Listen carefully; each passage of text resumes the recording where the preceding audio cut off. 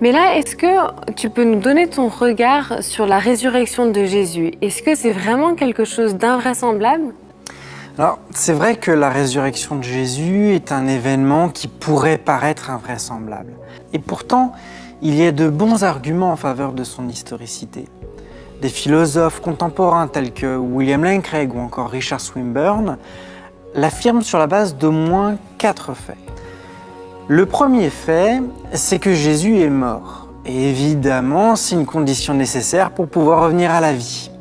Alors nous le savons sur la base de plusieurs sources historiques. Il y a évidemment les évangiles, mais aussi les sources juives, comme par exemple le Sanhédrin dans le Talmud, ou encore des sources romaines, comme par exemple les Annales de Tacite.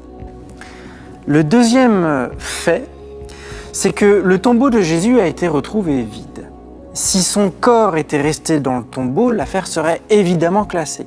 Or justement, bien que le tombeau était gardé par des soldats romains, le corps a disparu 3 jours après la crucifixion. Et nous savons que le corps de Jésus a disparu, puisqu'une rumeur a accusé les chrétiens d'avoir volé le corps pour expliquer justement son absence. Encore une fois, si le corps était resté dans le tombeau, l'affaire serait classée. Le troisième fait, c'est que des personnes ont prétendu avoir vu le Christ ressuscité. Parmi ces personnes, on en compte environ 500.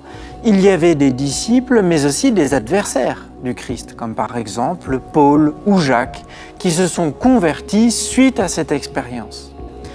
Ces personnes n'ont pas témoigné de simples apparitions. Elles ont vu, elles ont touché, elles ont parlé avec celui qu'elles pensaient être le Christ, et cela pendant 40 jours. Ces personnes, pourtant, à l'origine étaient sceptiques. Elles n'avaient pas cru les tout premiers témoignages avant d'en faire elles-mêmes l'expérience.